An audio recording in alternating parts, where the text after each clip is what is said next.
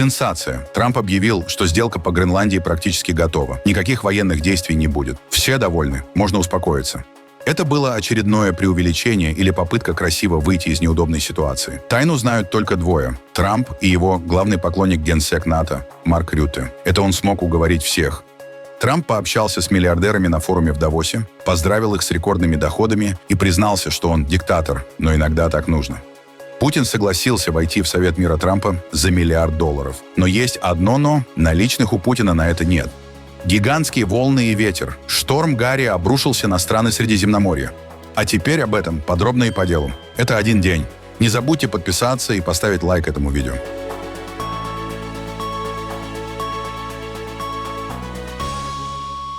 Первый день пребывания Трампа на Всемирном экономическом форуме в швейцарском Давосе завершился сенсацией.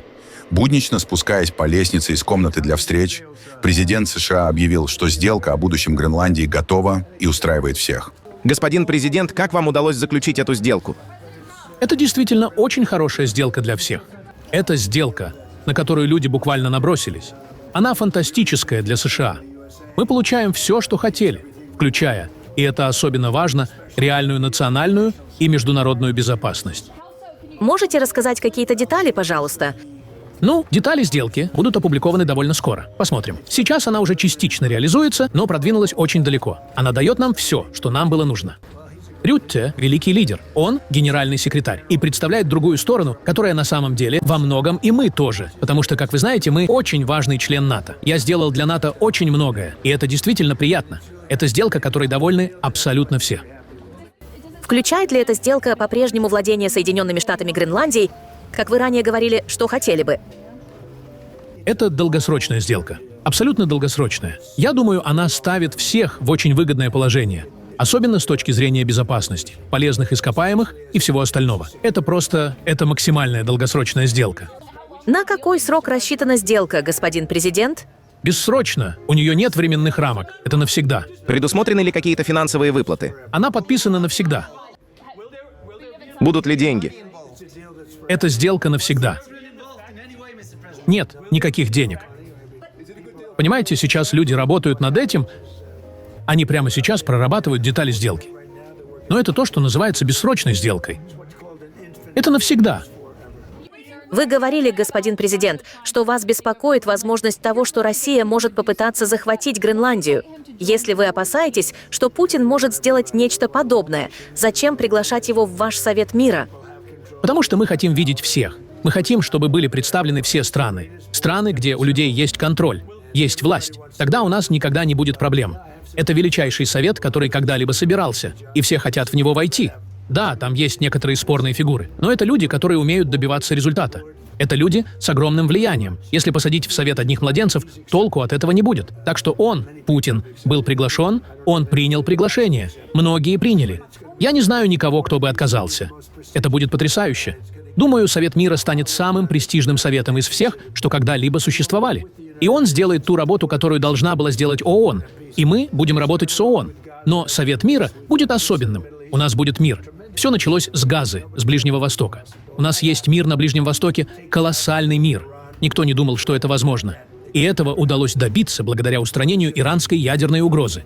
Без этого ничего бы не получилось. Но в целом, я думаю, все будет действительно фантастически. И это будет самый престижный совет в истории мира.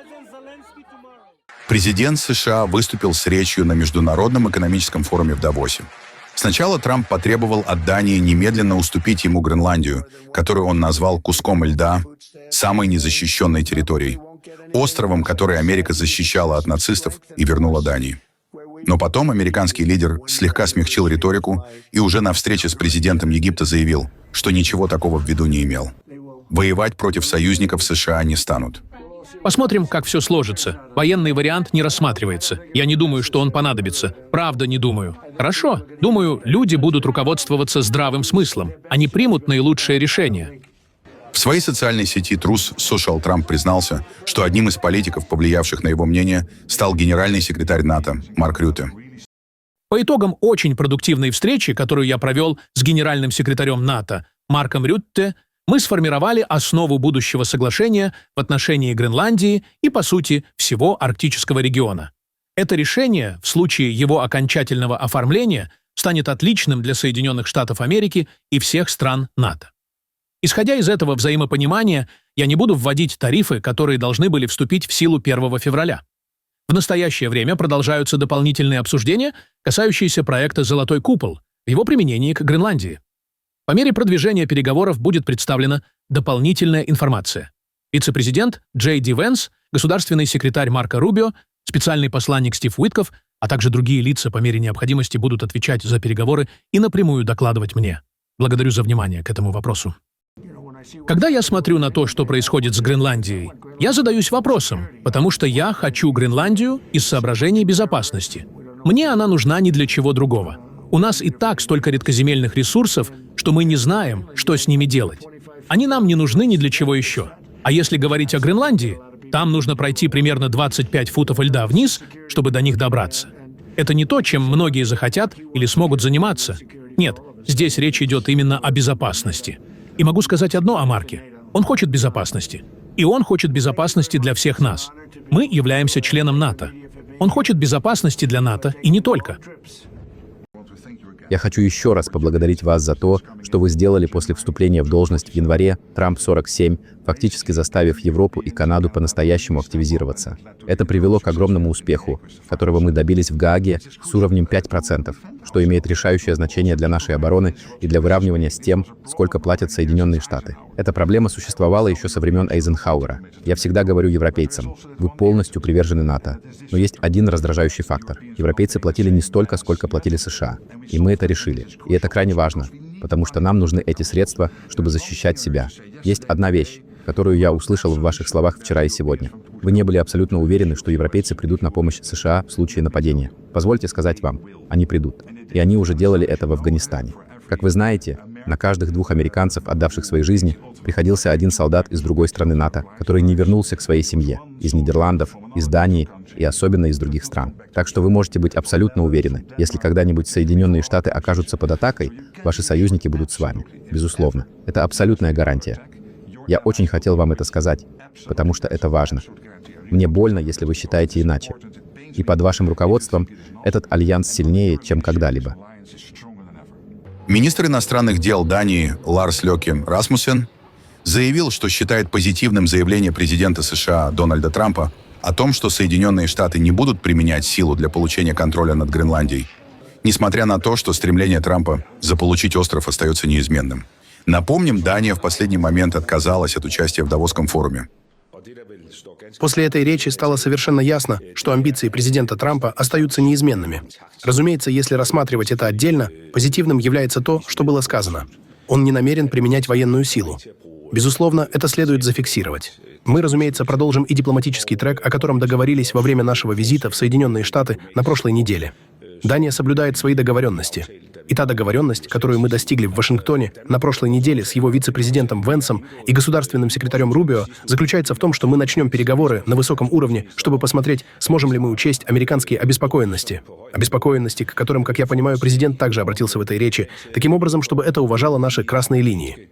Вот о чем мы можем вести переговоры. Но мы не начинаем никаких переговоров, основанных на отказе от базовых принципов. Мы никогда этого не сделаем. А вот как комментируют выступления и тезисы Дональда Трампа те, кому приключилось слушать его от начала до конца в зале Давосского форума? Ничего нового. Вообще. Там вообще ничего не было предложено. В какие-то моменты это было грубовато, но даже по меркам Трампа это было, скажем так себе. Все это поразило своей полной бессодержательностью. Я ожидал от него большего. Правда, ожидал. Это никогда не было на повестке. Вторжение. Да ладно. Так что он сейчас ровно там же, где мы были неделю или 2 назад. Но что кажется другим, так это то, что лидеры, похоже, стали чуть более готовы публично говорить то, что все мы знаем. В частных разговорах они и так это говорят. И думаю, это было важно. И именно это отразилось в сегодняшних глубоко, существенно незначительных заявлениях. У меня большое сердце, у меня много эмоций. Но мне кажется любопытным, что на протяжении многих лет мы слышали, будто женщины-политики слишком эмоциональны, чтобы быть сильными лидерами. Скажем так, за последние годы по обе стороны Атлантики мы видели немало эмоций именно со стороны мужчин-лидеров. Я сохраняю спокойствие. И знаете, я мать двоих детей. Меня не так легко вывести из равновесия. Мы будем сохранять хладнокровие и искать способ работать вместе с нашими американскими друзьями, но мы не позволим шантажировать себя и загонять в позицию, которую мы не готовы брать на себя надолго. Я очень рад. Применение силы снято с повестки. Плохая идея. Есть веские аргументы, что Гренландия нужна нам для общей обороны. Не только для национальной безопасности США, но и в международном масштабе. Вот как некоторые жители Гренландии отреагировали на речь Трампа. Я бы сказал, очень сильно. Честно говоря, это огромное облегчение. Во многом потому, что я и многие другие жители Гренландии очень переживали из-за того, что может произойти, ведь шли разговоры о применении силы. Так что для меня это большое облегчение. Но с другой стороны, с Дональдом Трампом никогда не знаешь наверняка. Но лично для меня это не выглядит так, будто все уже закончилось только потому, что прозвучало такое заявление. Так что у меня остается ощущение, что может случиться что угодно. Все покажет время. Время покажет, что будет дальше. Прежде всего, я очень рада это услышать, потому что он говорил много всего о том, чтобы забрать Гренландию силой, мол, сделает это жестким способом, это очень страшно слышать. И я рада, что сейчас он сделал такое заявление. Но при этом я стараюсь не завышать ожидания, и все равно надеюсь на лучшее и готовлюсь к худшему, потому что иногда он может наговорить очень много всего. Я действительно думаю, что он по-прежнему очень хочет забрать Гренландию. Но я стараюсь не думать об этом слишком много, потому что это может полностью поглотить и начать определять твою повседневную жизнь, если постоянно об этом думать. Пока политики и зрители обсуждали часть речи Трампа, сам президент США пообщался в компании, где ему было очевидно комфортнее. Выступил перед ведущими бизнесменами и финансистами планеты. И здесь он мог уже не выбирать дипломатические формулировки. Я хочу сказать, что люди в этом зале потрясающие. Большинство из вас были и в другом зале тоже. И Соединенные Штаты чувствуют себя очень хорошо. Так, как никто не думал, что это вообще возможно.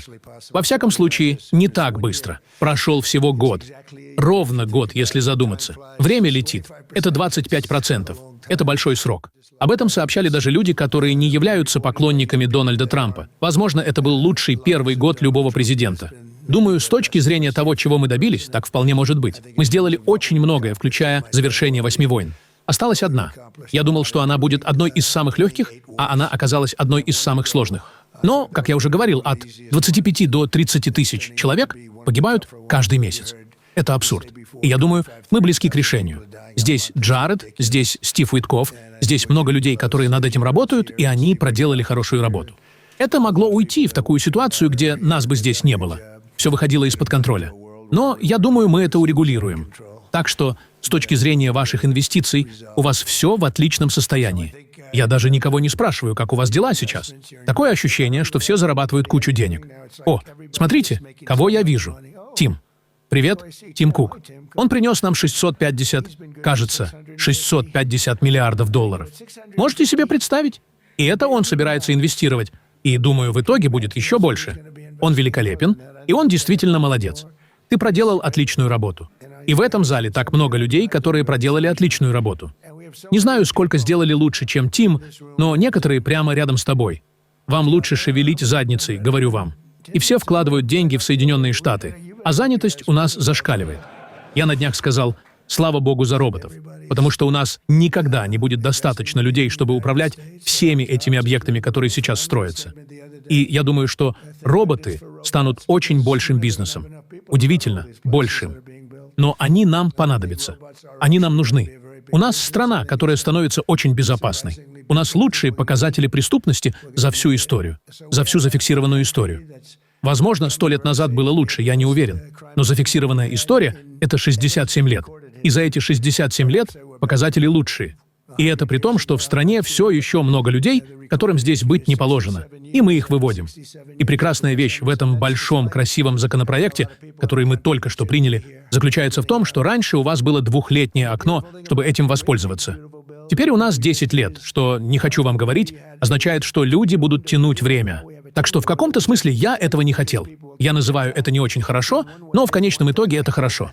Подумайте об этом. Это дает мне шанс воспользоваться этим, если и когда я когда-нибудь уйду с этой должности. Это большой вопрос. Это дает мне такую возможность, иначе я был бы лишен ее.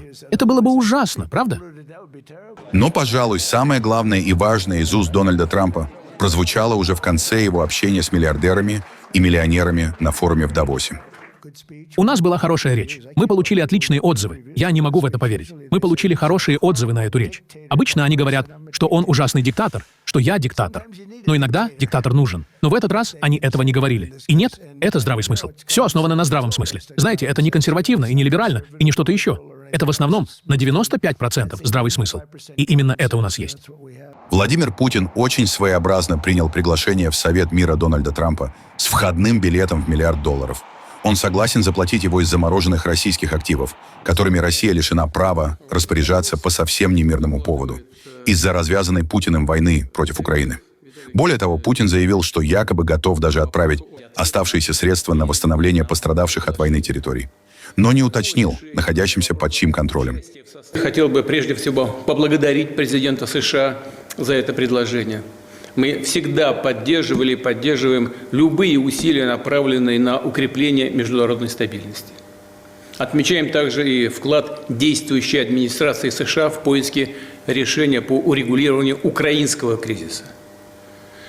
Что касается нашего участия в Совете мира, то МИДу России поручено изучить поступившие к нам документы, проконсультироваться на этот счет с нашими стратегическими партнерами, и только после этого мы сможем дать ответ на переданное нам приглашение.